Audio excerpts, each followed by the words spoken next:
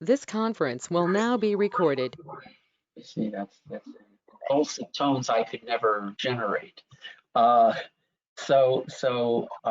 so pleased to first of all call on Brian Cannon, who is been with One Virginia 2020, and he is a advocate in favor of the referendum on redistricting that's on the ballot in November. And last month, you remember we had Delegate Jones come and talk in opposition. So several members suggested to me we find a speaker in favor, and Brian was nice enough to agree to appear today. So we'll let Brian have as much time as he may consume to present his case, and then we'll have questions from the audience. I think it'd probably be best if we hold our questions until the end of Brian's presentation. Brian, the floor is yours. Sure, thanks, Bob. Thanks for having me. You know, you all pretty much know what's on the ballot in general, but let me give a couple of top line points, and then how about I dive in right to the big objections that I've heard from Democrats, excuse me, to just kind of get that conversation rolling. And I'd rather deal with your questions than just, you know, talk at you all. So let me try a little bit of talking at, and then let's engage in a dialogue, especially since this is a nice and cozy group here. So the way I look at redistricting reform, I put them into three buckets. I put how independent is your commission, and I mean how far away from the legislature could you get it. I don't say nonpartisan because every commission has partisans on it. They just bring them in checks and balances. So that's the first kind of bucket of who's drawing the maps. The second is how they're drawing the maps, and you're thinking like criteria against partisan, racial gerrymandering, things like that. How do you keep communities together? Those kind of basic questions. And then the last bucket is the transparency, which is probably an underrated feature of the whole darn thing.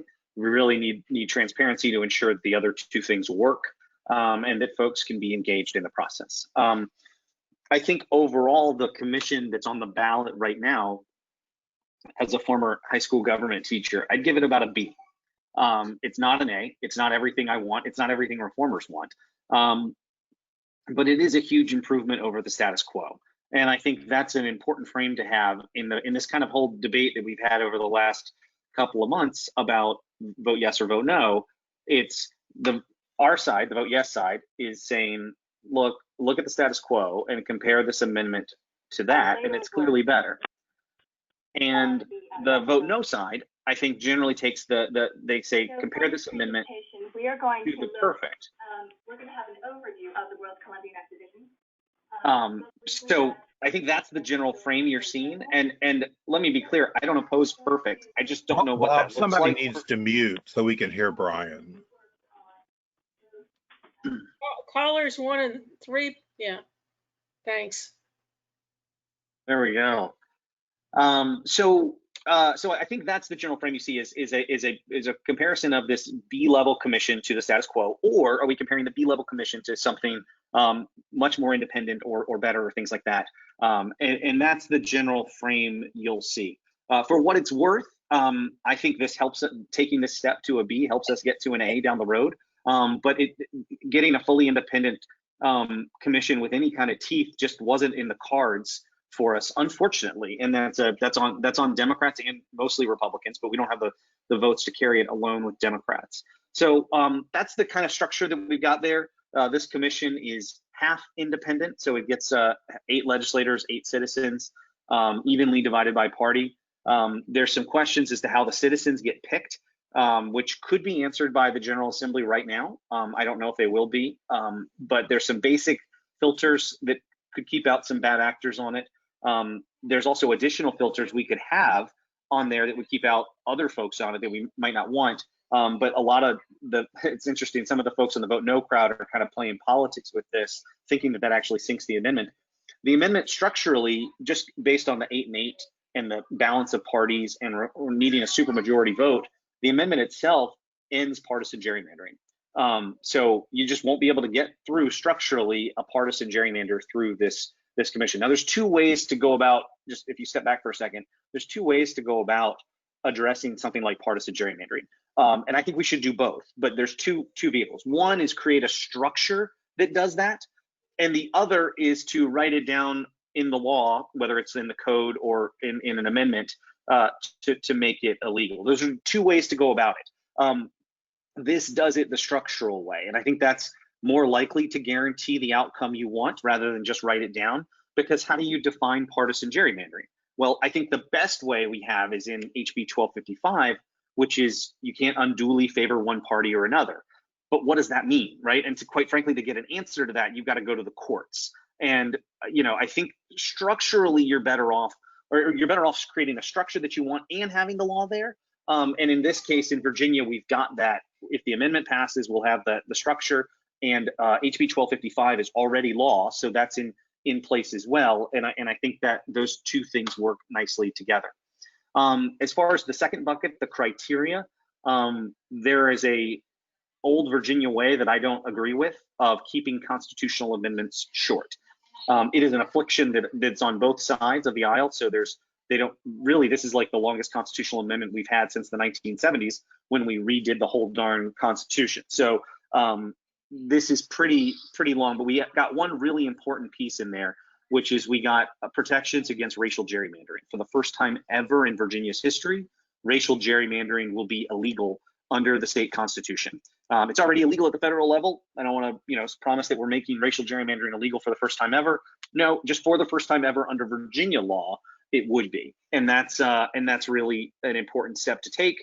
And given what's going on now in the Senate Judiciary Committee and what's likely to happen, perhaps our belt and suspenders approach right now might not be so, because the belt might be getting ready to be cut. So that's the second part there. And then the last part, we didn't really have to compromise at all on. We got open data, open meetings, no more smoky back room for this. And I think that probably helps us quite a bit get this. So like I said, this commission is about a B level. I think even if all the commissioners are partisan hacks, which I don't expect, but if that's the case, this still structurally ends partisan gerrymandering. It gets rid of the smoky back room, and we have minority protections in there for the first time. This was a fair deal for Republicans in 2019 because they thought they'd be in the minority. And it was a fair deal for Democrats in 2019 because they were in the minority. So nothing changed about the constitutional amendment from February 23rd on, and it was passed again this March. The Senate passed it overwhelmingly. It squeaked by in the House with only 9 Democratic votes. After that, we probably had about 30 some going into the election. So that's the kind of high level of what the commission does. I have a 9-month-old. If you can hear a baby pterodactyl in the background, that's her. So I'm happy to dive into questions, or I could address the two big arguments I hear regularly are the Supreme Court is a bunch of Republican hacks and they're the backstop here. What's the problem there? And then the other one I hear is HB 1255 already ended gerrymandering, so we're all good to go. We don't need this amendment. Please address both of those, Brian. Great. Okay, so let's do the Supreme Court of Virginia. I am happy to go in depth and tell you that I think the Supreme Court of Virginia is plenty conservative when it comes to plaintiffs versus defendants, and plenty conservative when it comes to deference that it gives the legislature.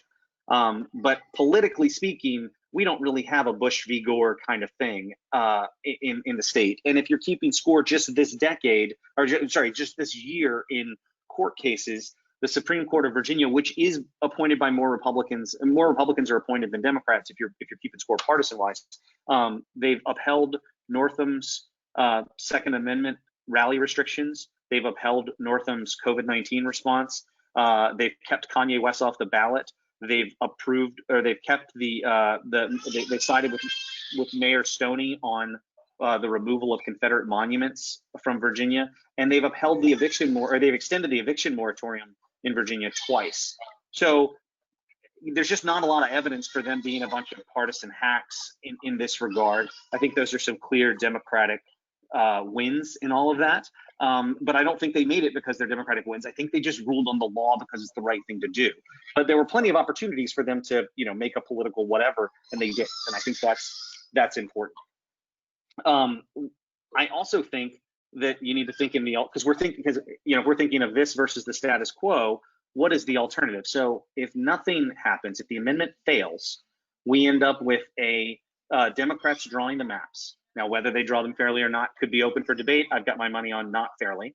But either way, the Republicans are going to sue because the minority party always sues 100% of the time. It's like not even, you can set your watch to it. They will file a lawsuit. And because the federal courthouse doors are now closed to partisan gerrymandering, I guarantee you they are going to sue in state court. And they're going to sue in state court, and it will end up in the, you guessed it, state Supreme Court. So it's just kind of going there either way if you assume, worst case scenario in both cases. But we've seen other bipartisan commissions, not exactly structured like this, but similarly structured around the country, and they always work out. The backstop to the courts is pretty standard fare in redistricting reform, and it never has ended up there. And there's a lot of other states that have done this, and you just don't see it. Dr. Alex Kina has a lot of research on that, and I think that's worth noting is that it doesn't. And the reason is because these commissioners want to get the work done. Quite frankly, in this commission, the legislators don't want to give up their power to a court. I wish they didn't have as much power as they do on this commission, but they surely don't want to give it up to a court because they have zero say when it goes there. But the other side is, if you're looking at it from a reformer's perspective, in 2019, George Barker and Dick Saslaw introduced this constitutional amendment, and they had the backstop as the courts. The Republicans on the same day introduced their constitutional amendment for redistricting reform, HJ 615, and they had the backstop not as the courts, but the backstop was the legislature. And the legislature as a backstop is a horrible idea as a reformer. And yet the Republicans, when they realized that they were going to lose, there was a ruling in the Bethune-Hill court case. They realized they basically got on board almost completely with George Barker's plan, including the fact that the tiebreaker of a commission would go to the courts. And that's an important piece. I asked Barker why it went straight to the Supreme Court and not to the circuit court. And his answer was, in a normal time, he didn't say normal times, but what he said, in a redistricting cycle, we don't have time to have a 4-week stopover at the state trial court to get to the state Supreme Court when you know it's going there anyway. So George Barker put that in, so it's not a Republican poison pill. In fact, the Republicans would have had elsewhere.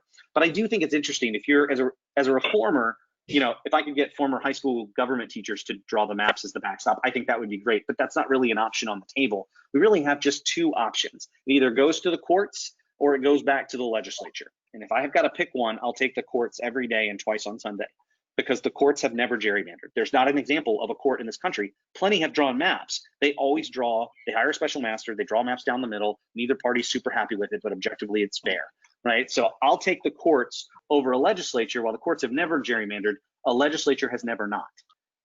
So if you got two choices, I think it's pretty easy in that regard.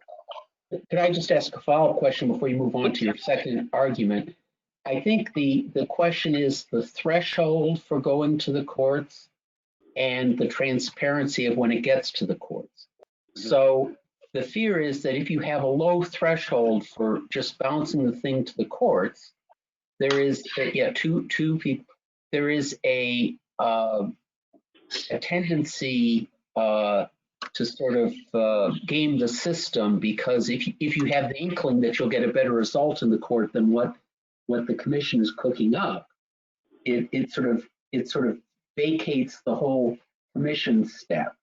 The other argument is the transparency of the court. I mean, in any normal Supreme Court case, the parties file briefs, they're publicly attended oral arguments, and then there's a little bit of backroom dealing among the justices to achieve the result and to write the opinion.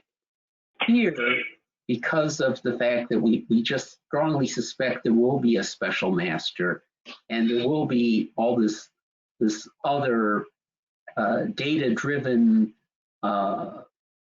process, that is not clear how much that process will be part of the public briefing cycle. It's not like two different people come to the court with two publicly stated maps that were publicly derived, and then they pick.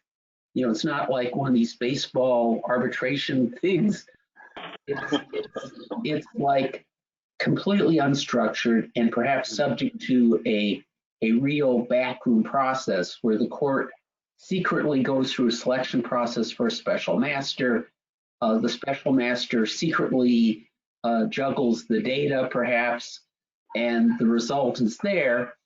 And there's really no backstop to the special master. I mean, I suppose the Supreme Court could vote the special master's recommendation down, but if you were a justice that voted no, there's really no guarantee you get anything better because you're sort of locked into that process.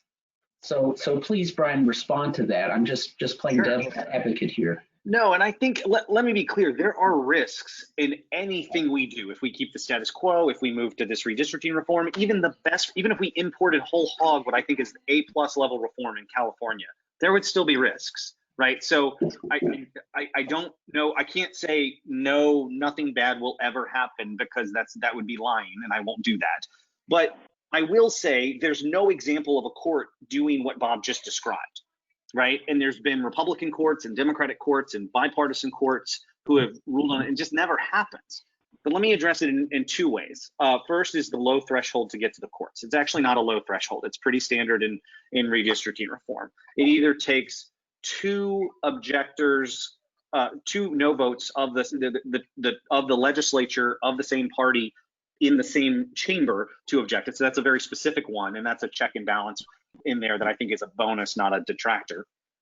Those two could object and send it to the courts over the state ledge maps, or it would take three of any group of eight, either three of the 8 citizens or 3 of the 8 legislators, to block any of the maps at all. And that tracks with what you see in California and Michigan, which are kind of the two best standards out there. In California, it would take either 2 or 3, depending on the maps and the particular objectors to it, to block the commission. The same thing in Michigan. So that's pretty standard fare. And that's the flip side of the coin from a supermajority, which you want, right? You don't want a situation like in New Jersey where they have 12 commissioners evenly balanced by party. They pick a 13th, and all you need are 7 votes to pass a map. That's not good, because that gets the supermajority requirement is a really, really smart idea in this process, because at the very least it prohibits against partisan gerrymandering. But you're right, it is a threshold that could get to the courts. So let me address that part. If the General Assembly wants to prescribe how the court does its business, they can. And in fact, there was bipartisan legislation carried by Senator Lucas that passed both the Senate and the House, and it spelled that out very clearly. They came up with a process by which they would appoint 2 special masters. There would be public input, things like that. Like they solved that very problem, and I think it's fine.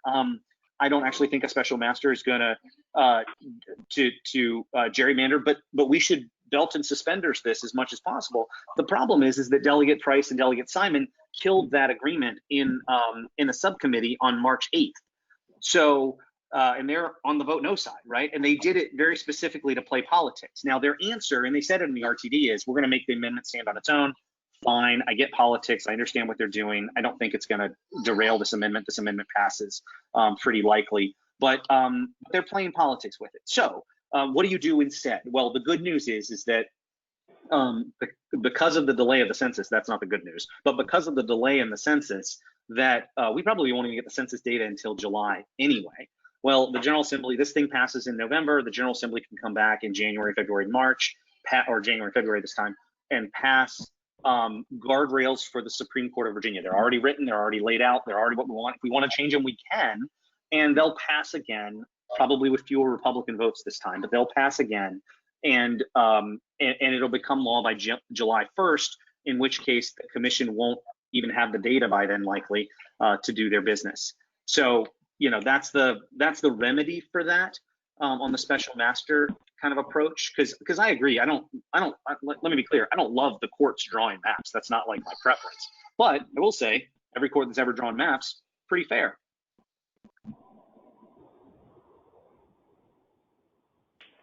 Pat? Hi.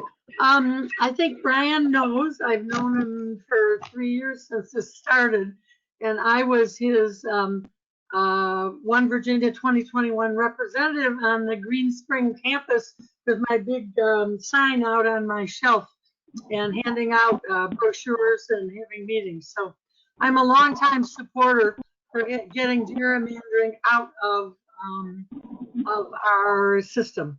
But I have found, after studying what this amendment is, I think Brian's point that this is a B amendment.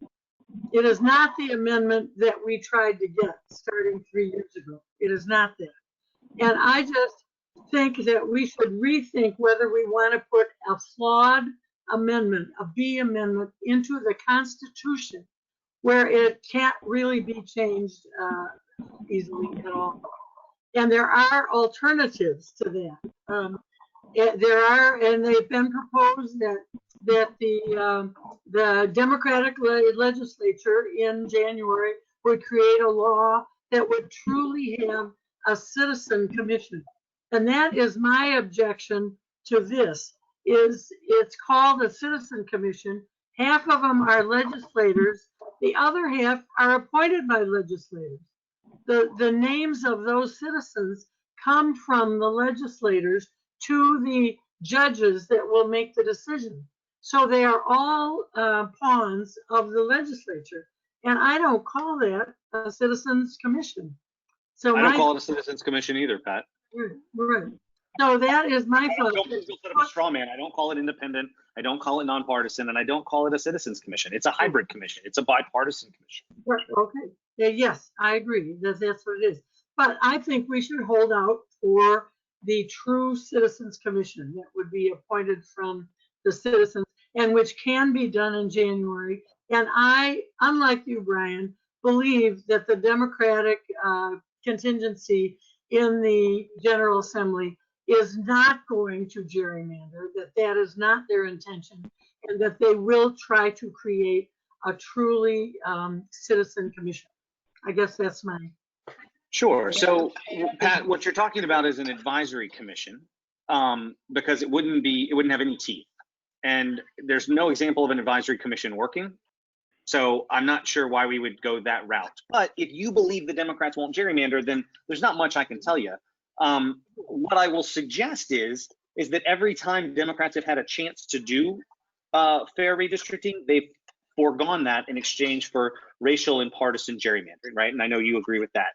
But it's not even like the old, that's the 2011 Democrats. That's the 2018 Democrats, right? So that's a lot of those new Democrats that got elected in that blue wave on redistricting reform. And even Delegate Price said when they got a chance to draw maps, remedial maps in the Bethune-Hill case, she watched her colleagues turn into golems, meaning making a Lord of the Rings reference, right? And she's right. The Democrats put forward, and Delegate Lamont Bagby and Delegate David Toscano put forward a racial and a partisan gerrymander in 2018. I was floored, and our volunteers who were there at the Privileges and Elections Committee were as well. And you don't have to take my word for it. New Virginia Majority called it a racial gerrymander. Basically, if you're looking at the numbers of like how do we protect and maximize Black voters in power in Virginia, Virginia had 12 likely Black districts. 11 of them were struck down by the courts. The courts gave it back to the legislature to redraw. The Republicans produced a plan that took us from 12 to 13 Black districts, and the Democrats produced a plan that took us from 12 to 13 Black districts as well. Whereas the Princeton Gerrymandering Project tried their hand at drawing a map that would actually maximize Black power. They got 3 more Black districts. They took it from 12 to 15. And Moon Duchin at Tufts University did an analysis of all those maps and showed that you would likely get, even in a race-blind redistricting, which is not legal but a good yardstick, even in a race-blind redistricting, that you would get 3 more Black districts as well. So these are the 2018 Democrats, and I just don't trust them either. And I wish I could. I mean, I'm a Democrat, but I've seen what they do, and I've seen why we don't have redistricting reform in Massachusetts, Maryland, Illinois, et cetera. because Democrats are just as bad at this as Republicans. Well, we're not just as bad because Republicans are actually better at doing it, but we try. We try just as much. And even in the perfect reform, the A+ level reform of Nancy Pelosi in California, Nancy Pelosi spent $10 million trying to defeat it. So we don't have the votes for an independent commission now. I wish we did, but Brian? even Delegate Vivian Watts is opposed to it. John Edwards is opposed to an independent commission. Like we don't have the votes in the Democratic caucus, and there are a couple Republicans that would flip over and vote for an independent redistricting commission, like Emmett Hanger or Jason Mieres, but we don't have enough of them to make up for the deficit we have on the Democratic side. So should we get an A-level reform? Absolutely. Is that on the table right now? No, not at all. And even Delegate Price, when she changed her independent only but advisory commission, HB 1256, she was in the subcommittee and she said, I don't have the votes to get it out in its present form, meaning an independent commission, through the House or the Senate. So, we don't agree on a lot, but we agree on that. There's no votes there. Brian, you said before you had two objections you wanted to raise, the first being the Supreme Court. Do you want to get to the second one before we hit you with even more questions? Sure. Happy to. I'll be really brief on it. So HB 1255 is a good bill that passed. Delegate Price carried it in the House. Senator McClellan carried it in the Senate. It was SB 717. It does 2 of the 5 enabling legislation things we wanted to do, which is good that they got through. It was a mirror image of the enabling legislation that Lucas and Van Valkenburg carried. The big thing it did is it fleshed out the criteria. It gave a long list of what's a community of interest, what's not, put a ban on partisan gerrymandering in there. And then it also had an added feature, and I didn't think we'd be able to get this, but I'm so glad we did, which is an administrative end to prison gerrymandering, which is huge. For the first time ever, Virginia will be counting incarcerated Virginians in their home location as best we can identify that. And that goes a long way towards equity as well. So those are 2 big things that those bills did. But the idea that HB 1255 ends gerrymandering and we're done is just a fallacy. And what's frustrating is I hear folks like Mark Levine say that a lot, but I also hear Mark Levine demagoguing our state Supreme Court. Now, I don't agree with what Mark Levine says about our court, but let's logically play it out where our court's a bunch of bad actors and HB 1255 is on the books. And what they're referencing to say that it ends gerrymandering is you can't draw maps that unduly favor one party or another. Well, what the hell does that mean? I don't know, right? Where would you go to find out what that means? The Democrats are going to draw maps. Let's say they unduly favored Democrats or whatever. You end up filing a lawsuit in the state court to go there. So you can't tell me that we'll be able to enforce the law against the General Assembly because of one of 2 things. Either Mark Levine's interpretation is right and the Supreme Court's a bunch of Republican hacks, or my interpretation is right and the Supreme Court gives way too much deference to the legislature because they never overrule something the legislature does. And we filed a lawsuit on compactness and found that out very clearly. And they give too much deference. So they're going to say unduly is whatever the legislature says it is. So HB 1255 is just not enforceable against the legislature. Is it good guidance? Absolutely. Is it the way we should be redoing redistricting? 100%. But if they don't do it, are we able to enforce it? No. But you could enforce HB 1255 against a commission, which is why I think that's what it was designed to be. It was designed to be enabling legislation to the commission. They just pulled it out and made it a standalone bill as well, which is smart. Senator McClellan basically did that and made sure they stayed separate. So I think the commission and the amendment the commission and 1255 work together very well. The other question, and just one more question, then I'll turn it to Craig. The other question I had is, you mentioned the bad trends at the federal level, and it seems to me that for many decades, up until the one man, one vote decision, the court stayed out of redistricting because it was a political question, and then they jumped in. And we're starting to find that more and more the current conservative jurists sort of read things sort of in a way perhaps opposite the way that you intend them. So, for example, no racial gerrymandering, you mean no deliberate dilution of minority voting power by redistricting. I think that they would probably argue, those jurists would probably argue that redistricting must be colorblind, just as Neil Gorsuch wrote a decision that said Title VII applies to LGTB because that is, by definition, discrimination on the basis of sex. So you could say that, for the same reason, you could say that your form of redistricting involves redistricting on the basis of race, and therefore it must be prohibited because it's not colorblind. So what is the likelihood, given the current composition of the federal judiciary, and assuming that we get one more Supreme Court appointment before the end of the year, what's the likelihood that whatever you come up with will be overturned in the federal courts under this new sort of conservative jurisprudence? So what's interesting has been watching the coalitions stopping on the bench on the U.S. Supreme Court stopping racial gerrymandering this past decade, because there's been a couple of 6-3 and 7-2 decisions. Justice Thomas is the biggest crossover. You saw that in Alabama v. Legislative Black Caucus, North Carolina's case, and Virginia's cases. But also we've picked up others like Chief Justice Roberts as well to side with the liberals. So they've actually been pretty good. Now, that being said, they get there from different logical points. Bob, you're right. Like Justice Thomas just wants race blind redistricting.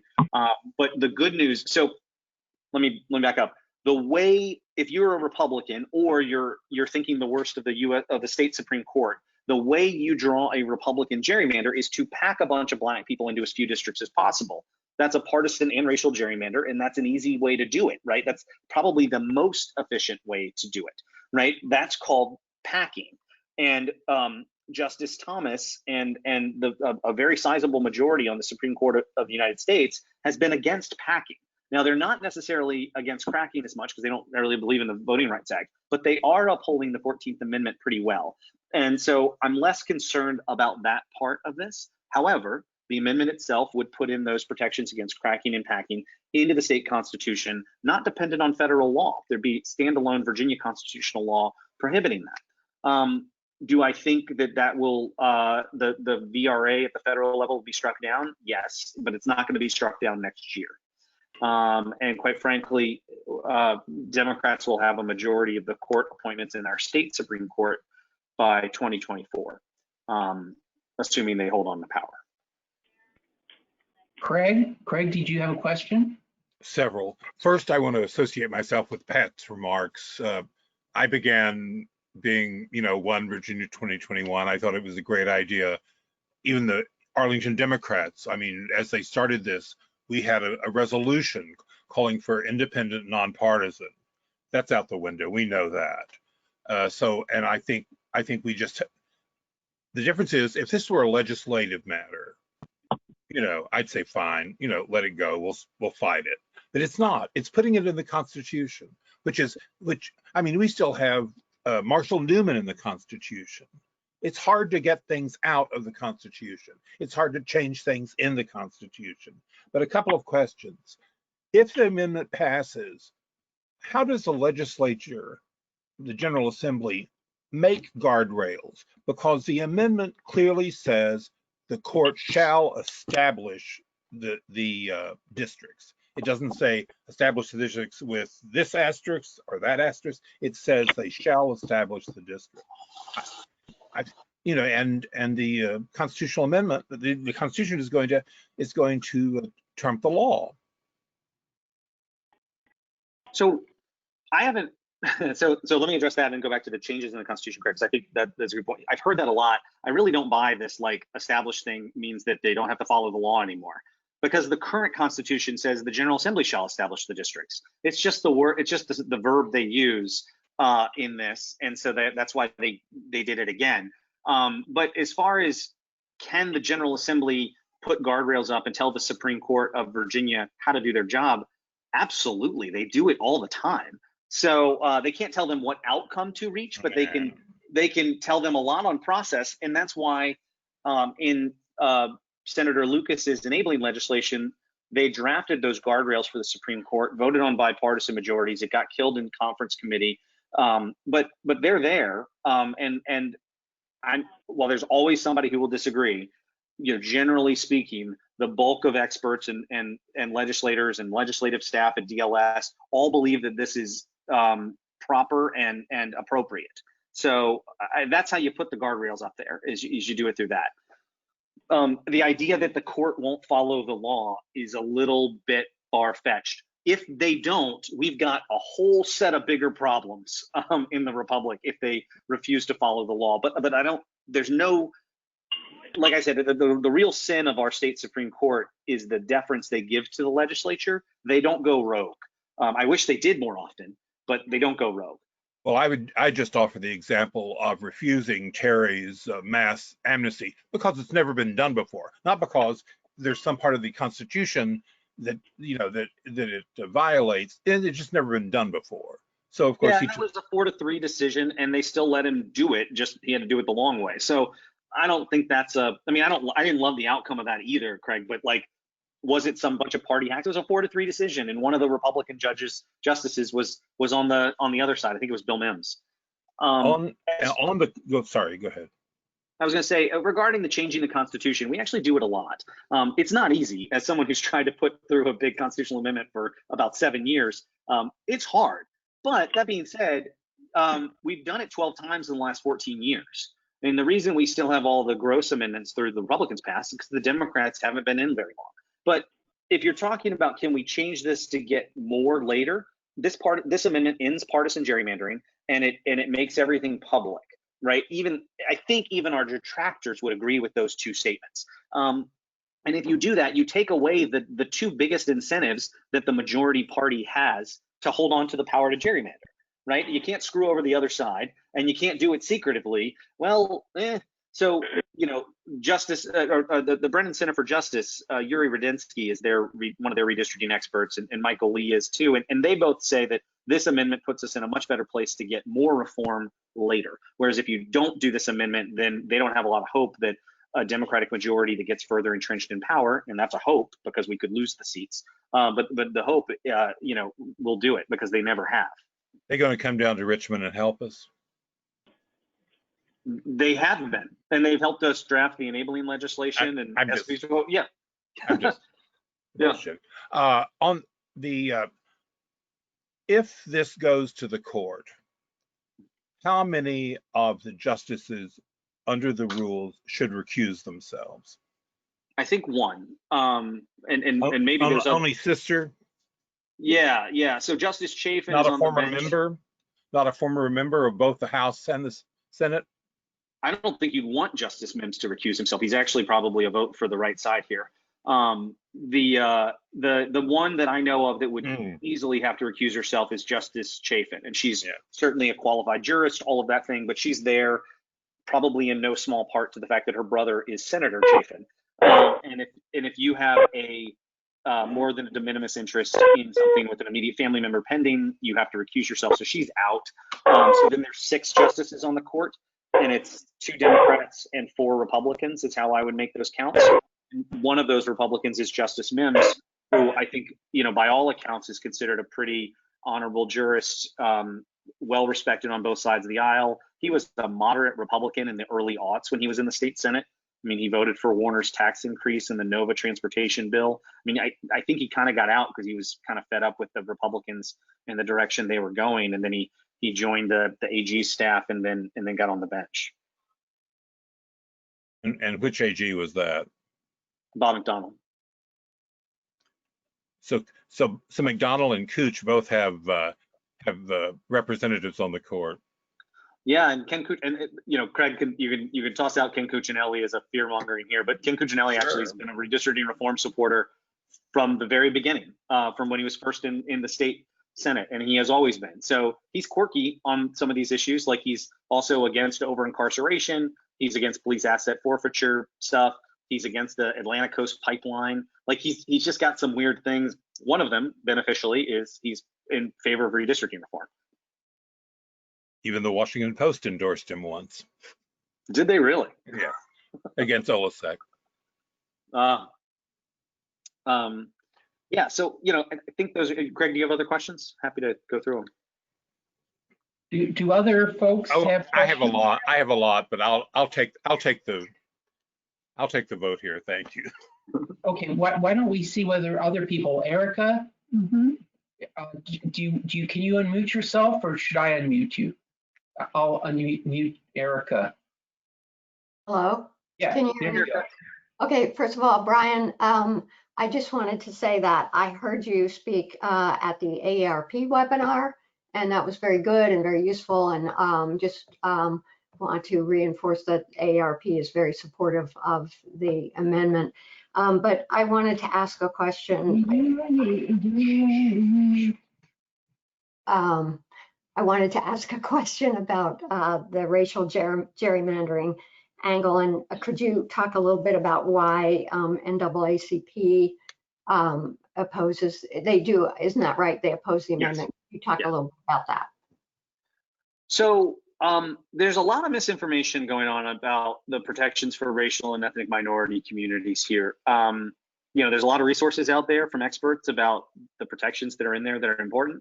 But let me start by saying that any African American in Virginia, or really anywhere, but let's say Virginia here, who is skeptical of anything regarding redistricting, where be it the current status quo or any proposed solutions, I get it, because they have been on the short end of the stick under Democrats and Republicans since the beginning of the whole damn thing. So I get it that they're skeptics on both sides, and the Black community split. The Legislative Black Caucus is split on this. The NAACP is against it. There are plenty of African American leaders who are in favor of it. But I get their split there. What I'll say is that, you know, I haven't seen the NAACP working against the racial gerrymander in 2018, and I don't know what they were doing in 2011 either. So they've had some statewide organizational issues, and they had a real trouble electing their last president there. I think there was like a lawsuit. So I haven't gotten a lot of read onto them. We do have really good support from local NAACP leaders in Northern Virginia and in Richmond area here. But I get any Black person in Virginia wanting to be skeptical of reform, not going to hold it up against them. What I will say is that there are two things that you want regarding racial equity in redistricting for sure. There's certainly other things you could do, but two big things. One is you want to make sure your commission is actually diverse, and you want to make sure that there are racial gerrymandering protections. So as far as the commission actually being diverse, that's not in the amendment as a requirement, because all you could do is say that it has to reflect the diversity of the Commonwealth. You couldn't legally say you have to have 3 Black people on this commission, right? You can't, that wouldn't pass court muster. But you could say it reflects the diversity of the commission. But how do you enforce that? A little tough. So go back to the structure here. And the structure we have in place is that Senator Louise Lucas as the president pro tem and Eileen Fillercorn as the Speaker of the House are making half of the appointments either directly or indirectly to this commission. I feel very confident that they will appoint Black and brown people to there. Now, I don't think they're going to appoint somebody from Southwest Virginia. We won't get the regional diversity out of those folks. But the Republicans that'll be doing their appointments will probably get us the regional diversity. So structurally, again, we're addressing that diversity requirement there. But in the next iteration of this, should we also write it on a piece of paper and put it in the Constitution? Hell yeah, we should totally do that. As far as the amendment goes, it has a couple of lines in it regarding racial gerrymandering. In the last one there, it's in the very first paragraph that's modified in the Constitution. The last one there says, districts shall be drawn where practicable to allow racial and ethnic minority communities to elect a candidate of their choice. And I've heard falsely the where practicable described as advisory or periphery, some sort of parenthetical or something like that. It's not any of those things. It means something. There's 2 guardrails against cracking and packing. The cracking guardrail is the Voting Rights Act at the federal level, right? It says you've got to allow racial and ethnic minority communities to elect a candidate of their choice. We've got that language in here as well. The packing is a little bit trickier because packing that's basically what happened since the 1960s with the Voting Rights Act is Southern Republican legislators teamed up with Black Democratic legislators and did these supermajority Black districts. It guaranteed Black seats where there weren't before, so that was a plus in the 90s. I've heard Mayor Kenny Alexander say we voted for that because we thought it was all we could get, and I understand that. But what happened is by making these crazy shaped districts that just find every Black person you could find and lump them into as few districts as possible, you are diluting African American votes. Now, maybe in the 90s, the calculus was different, but now, given the number of white crossovers votes for African American candidates, you're really diluting African American voting power. So, so the guard on that is you can't have these crazy shaped districts. So there's Gingles v. Thornburg, there's Shaw v. Reno tests that are out there. Reno, like Janet Reno, not Reno, Nevada. So out of North Carolina, where it's basically like you can't violate traditional redistricting norms to pack Black voters in. So you can't have these districts like Virginia did with the 3rd Congressional District, where it went from Richmond to Petersburg, jumped up and down the James River a bunch of times, took the Black parts out of Newport News and Hampton and lumped it in with some Black folks in Norfolk. Like, that's a crazy district. That's not practicable at all. It's also not practicable to draw a Black district in Southwest Virginia because there just aren't enough African Americans to do so. So the where practicable language is the guard against packing. The other language in there is the guard against cracking. And so you have them both here. So as far as those two things that I say we want to make sure we have on the commission, a diverse commission and guardrails against racial gerrymandering in both of its forms, check plus in this amendment. Thank you. Anyone else want to comment? Herschel, do you have any questions? No. Okay. Anne or Terry or Callie? All right. Craig, do you have one last question? No. Okay. Well, Can I make a comment? Please. I heard last time you all talked that there was talk about Republican dark money, and I've seen it on the blogs, Enron and all that stuff, and quite frankly, that's just crazy BS. But it's the political silly season, so let me address it directly. We have over 1,200 in-state grassroots donations, right? Over 1,200. So plenty of good support from folks writing checks like my wife and I do when we support a candidate or cause, $25, $100, whatever. We do have big outside reform money coming in as well. And the two biggest sources of that are Unite America and the Arnold Ventures or Arnold Action Network, whatever they call themselves. They've changed their name a couple times. They pushed for those two organizations particularly paid for and pushed for redistricting reform in Michigan and Missouri and Colorado and Utah. They've been for reform in red states and blue states, and I'm happy to have their support. It's actually really important to have their support because this is hard to do, not just in Virginia, but in other places. And I'm grateful that they're there. But the question is are those a bunch of Republicans? Now, we do have Republican donors. We're a bipartisan group, but the single largest, by far and away, the biggest donor to Unite America is Catherine Murdoch. And if you're wondering if it's that Murdoch, it is. She married into the Murdoch family, and she and her husband left the Fox News board, and took bajillions of dollars with them, I guess. And so they're independently wealthy. They've also maxed out to Joe Biden. I think they've contributed like over $1 million to his campaign directly, and they support reform in red states and blue states. So she and her husband are well known as Democrats. They're moderate Democrats, but they are clearly the black sheep of the Murdoch family. On the other side, John and Laura Arnold made a bunch of money in commodities trading in the 80s. Sorry, in the aughts. He was originally at Enron and then went private, made $8 billion. He and his wife pledged to give it away. They're kind of on the bleeding edge of philanthropy. A lot of times, billionaires will do these donor advised funds where they'll put their money in these things and they'll just let it sit.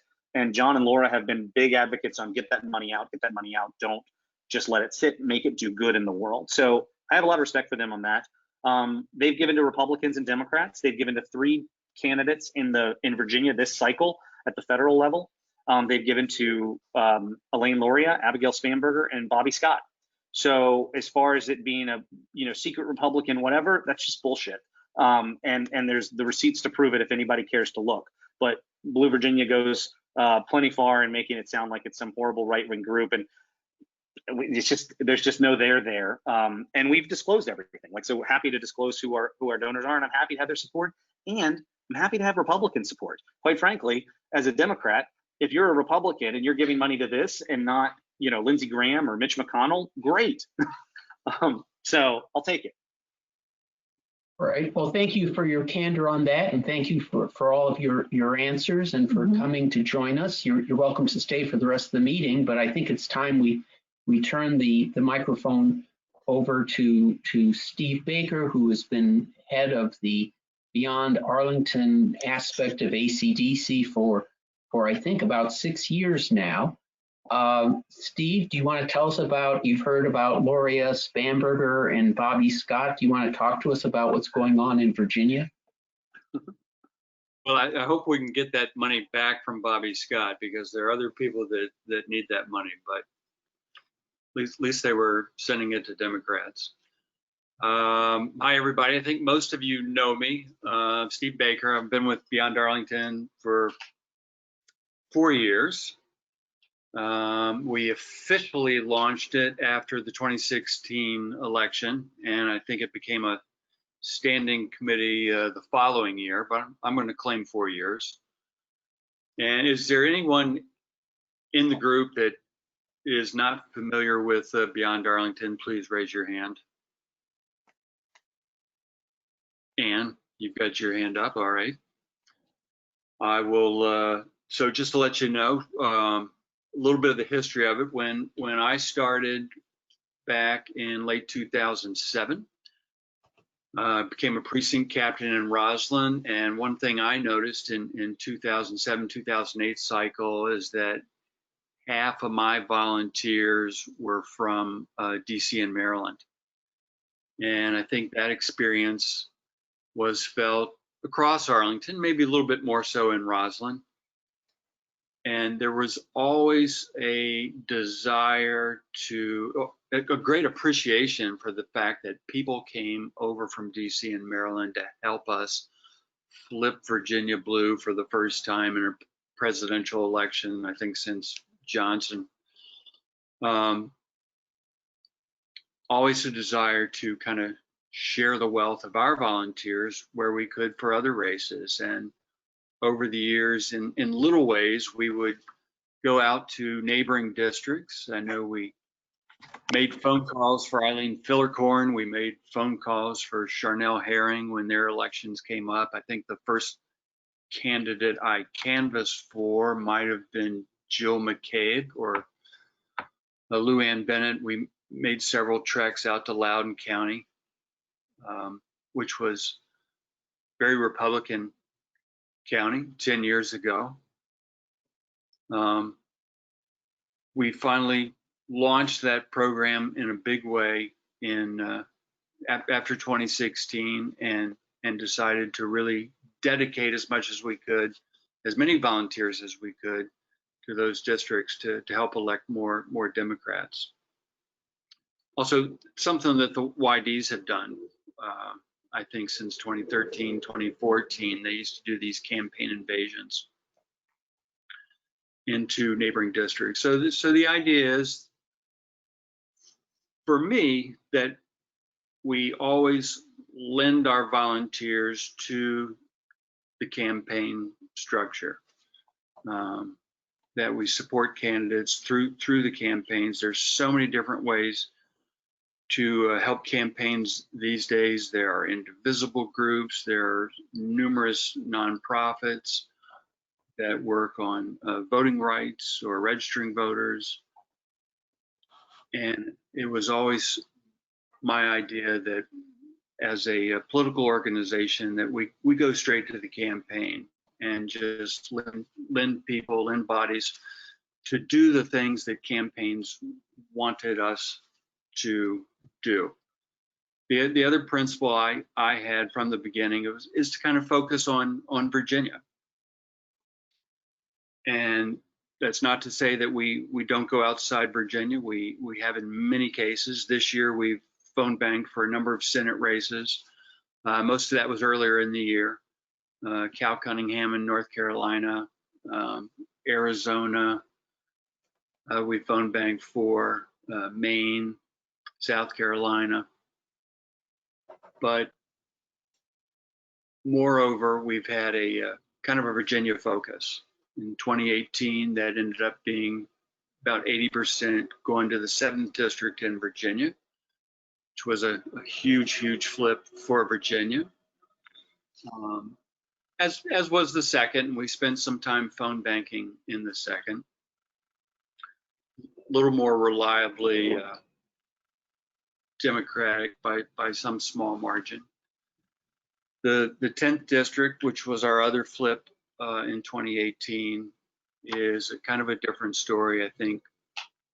And we did help out there as well, but Loudoun County has changed so dramatically over the last 10 years. In fact, one of the, when you kind of think of the Beyond Arlington concept, there are a number of things that have really helped Virginia turn blue. And I think primarily it's been the demographic change.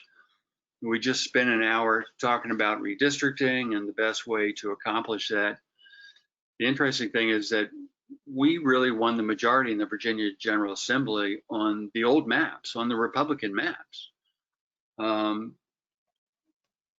solely because of the demographic change and the population growth in Virginia.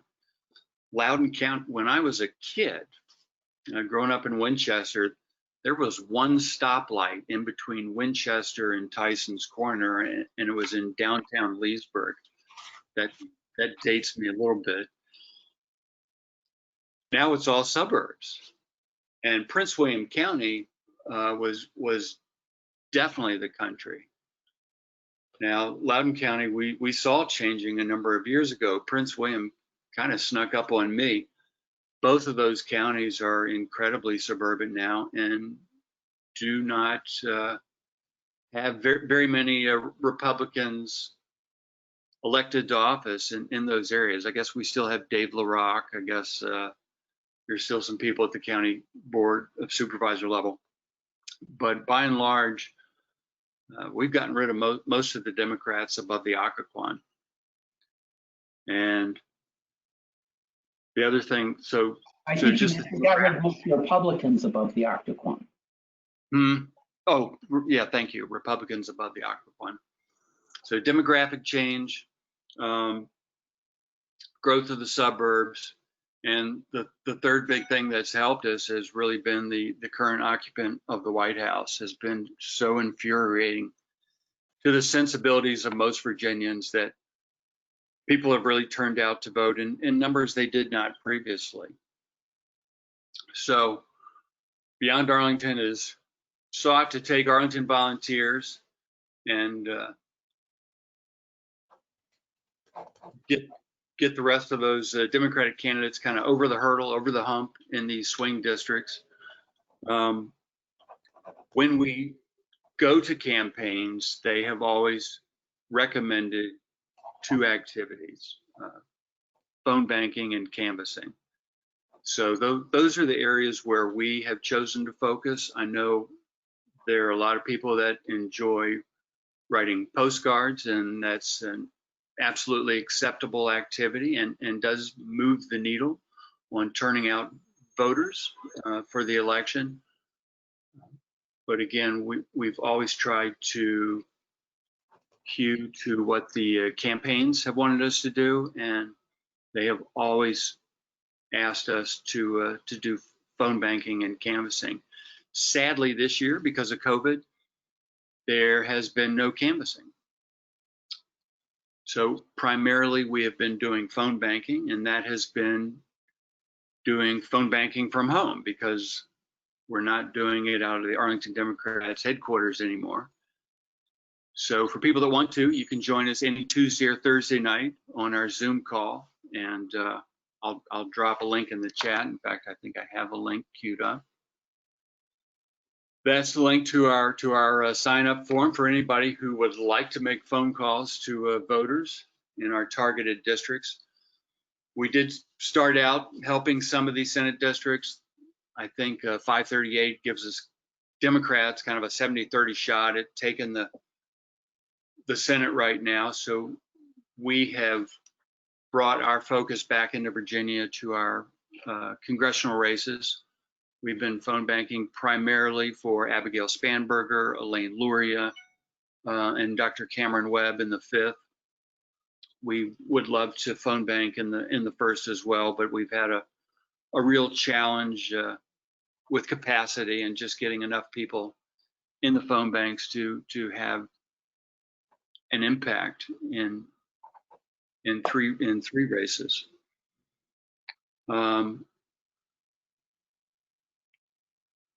All of those races are very, very close.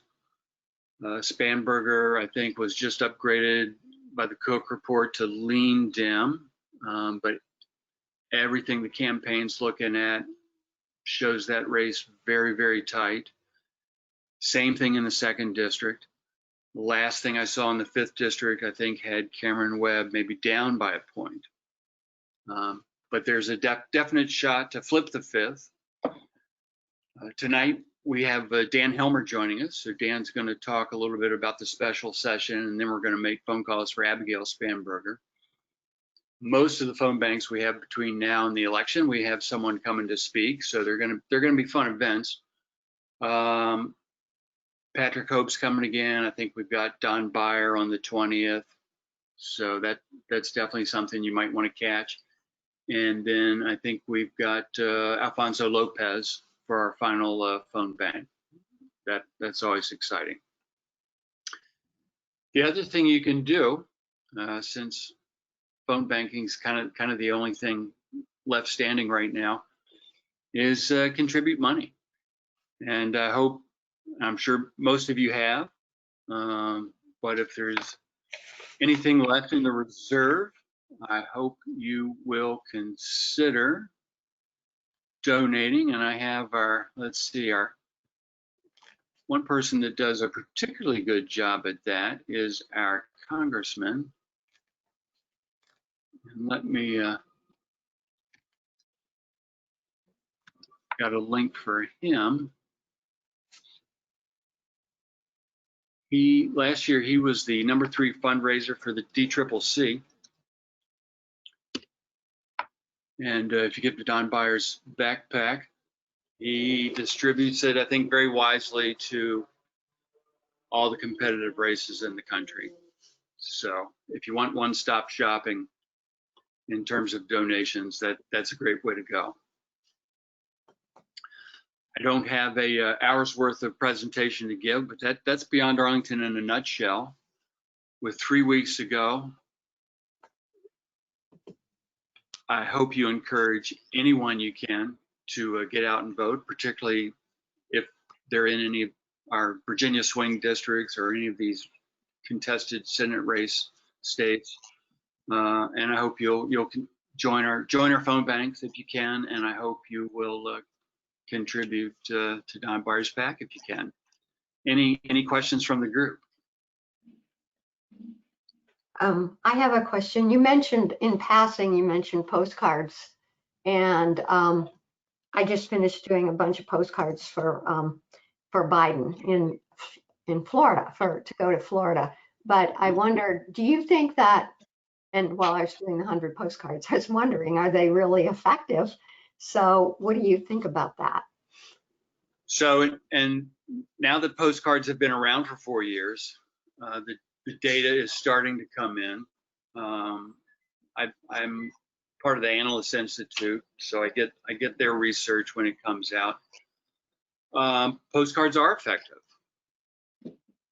Most of the programs that have been studied are GOTV programs. So this is where you write postcards all year and they stockpile, and then you mail them out once you're close to the election. And these postcards, once you're very close to the election, And postcards are shown to definitely move the needle on increasing voter turnout for the election. So absolutely, they are effective. My only pushback on that is I think it's equally, I think it's equally important, and in many cases more important, to start campaigning much earlier. And one of the benefits of these phone banks is that when you start calling in March, you're talking to voters in March and May and June and July. So it's an impact that happens throughout the year, not necessarily just before the election. Ann, did you have your hand up? Yeah, I did. When you started talking, I realized that I had heard of Beyond Arlington, but I do have a question. And that is, I did a lot of phone banking for the last general election, as did, I'm sure, many of us. I always have a very strange feeling when somebody calls me who is clearly not living in my area to influence my voting. And I wonder if that, I mean, other people get that too, which is one of the reasons I haven't volunteered to do phone banking to people in Montana or wherever it is. That's a great question. Thanks for asking it. And so a couple answers there. One, it is very rare that anyone that I call brings that up. First, it's always hard to call and talk to a stranger anyhow. So I think phone banking kind of starts with that deficit. And then conceivably they see that your area code is from somewhere else. They might wonder what your motives are. Quite often, and it's true of me too, I don't pick up my phone if I don't recognize the number. So that happens a lot. But a lot of people still do pick up their phone. Because of cell phones, some of that problem has been ameliorated. There's so many people now that have a cell phone number from a previous address. So it's kind of harder to tell where someone lives from what their area code is. The other thing that we recommend for our volunteers is that they download the Google Voice app, where you can pick up your own phone number or your own area code. And I do this for the Spanberger race. I have an 804 number, and voters think you're a neighbor at that point. I never lie to them. I think it's important to be straightforward with people. So I usually start off and say, I'm a volunteer for Virginia Democrats, or I'm a volunteer for the Spanberger campaign. If they ultimately ask you where you're from, you tell them. But then you say, I'm volunteering because of the great work she's been doing. You can always segue into a way of making it a positive. Okay. It's interesting. Blue Families, another Arlington group, they did 193,000 postcards, which is, even a little influence is going to be great. 100 of those were mine. Great. Yes. Well, about 60 of them were mine. So if you like long shots, look up Al Gross in Alaska. That would be he's not that far out, and it has apparently it's horrible to organize or poll in Alaska, but apparently he is an Alaskan native. I think he's a doctor and a fisherman, and I think he's running as an independent. The Republicans are actually trying to make him be a Democrat on the ballot, but I think they have not succeeded in those court cases. But Nate the other day on the webcast, he thinks there's a 60% chance of a trifecta of the president, the House, they say the House is easy. We're going to pick up seats, but the Senate is the real question. And it would be a shame to send Joe to the White House and still have Mitch McConnell on the Hill. Yeah, At least yeah. as the leader.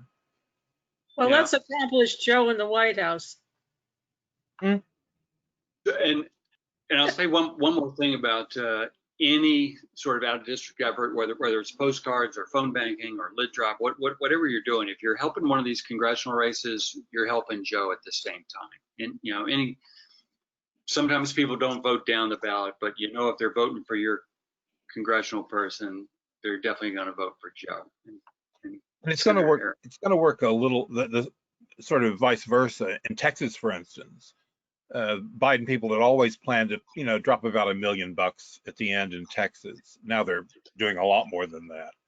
But because Democratic turnout in some of these suburban districts will flip congressional and especially state house seats. I just want to add something. I've been working with a candidate in Oklahoma who is a long shot for a state house seat.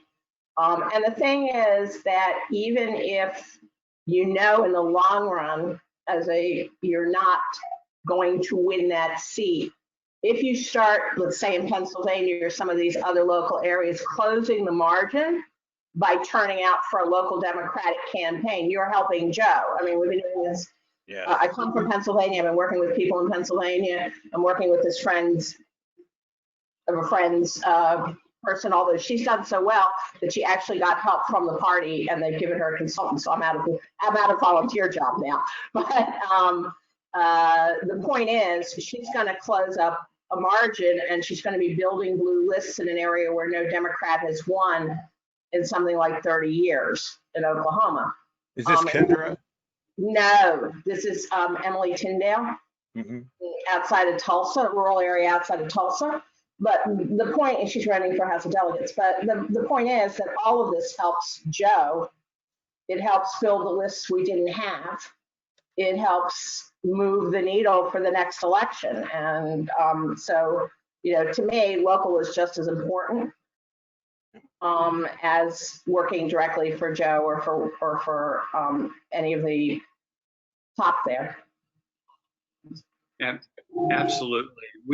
We've often taken some real long shots, mostly in Virginia, but in some other places, because even in areas where you know you can't win, just doing some party building and identifying voters and starting the process where you build up the Democratic Party and build up the support in an area eventually leads, we hope, to having more Democratic representation. Right. And in some states, narrowing that margin out in the rural and less suburban areas will allow the victory to come out of because you're narrowing by percentage points or half a point in some states. Yeah, yeah. And I think you see a lot of that in Virginia, where I know in the Shenandoah Valley where I'm from, there are a lot of Fairfax teachers and a lot of Fairfax nurses and other people that retire and move out there. So you have this slow but growing number of Democrats in these very red areas that are starting to turn things around. Steve, when you reported on the study that you read about the effectiveness of postcards, was there any breakdown as to whether they were local postcards or postcards from far away? Possibly, but I know in the case of what the Blue Families is doing, even when they've done faraway postcards, they have boxed them up and mailed them to the district so that they have a local, Kansas postmark on them. That's a good idea. That's one way to get around that. And the numbers were pretty good. I think it was slightly higher than the numbers for phone banking, but again, specifically for these GOTV postcards that kind of happened the last week or two. So my big pitch for for phone banking is one, it's what the campaigns ask you to do. If you go to them and say, how can we help? They'll say, please make calls. And two, it's a way to get the message out early. Part of who you write postcards to, or you hope you're writing postcards to, is to supporters. And a big part of the way you find those supporters is early on in the process through phone banking and other means. So they really kind of go hand in hand in that regard. Well, the Right. parties, both not only just in Arlington, but the party statewide should thank Steve. He really sort of patented the process. There's now in Alexandria something called Alexandria to Go, which is a copy of Beyond Arlington. And they're doing a fine job. And that's one nice thing, that the model really did get started in 2017, and everyone has just run with it. You can't go anywhere without bumping into 10 groups that are doing this. And it's exciting because Democrats are energized and we're working, and we know we can win, and we are winning, and we've just got to keep the pressure up.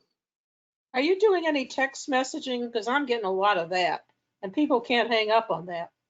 Yeah. So we are. I texted last night into Florida, and if you're tech savvy, reach out to me. I can help you get set up. But it's a chore, man. They put me on a Slack channel so I could learn the system, and then I learn the system, and then I go there and I send some text. But there's a ton of people that want to do texting, and there's a shortage of numbers. So they run out of numbers really fast. If you're not quick on the draw, they're not going to have any numbers left for you. Whereas phone banking does not have any numbers to call? Numbers to text. Well, anybody who has a cell phone, you can text. And so for virtual phone bank, you'll have a combination of landlines and cell phones. There's a bigger universe for making phone calls. I see. Okay, I get it. Are there any other questions for Steve? If not, then we certainly want to thank you for taking the time to visit with us. Oh, Craig, you have one last one? No, I was waving bye-bye. Okay, well, I just want to remind people today is the last day to register to vote, and the League of Women Voters apparently will help people who are running into problems with the website, so refer them to them. And that the other key dates I put in the emails, we have, starting later this week, we have in-person voting in a number of locations, not just courthouse. So look at the emails I sent out and see the details. Thank you so much for joining us. That concludes today's meeting. And the League welcomes men. Yes.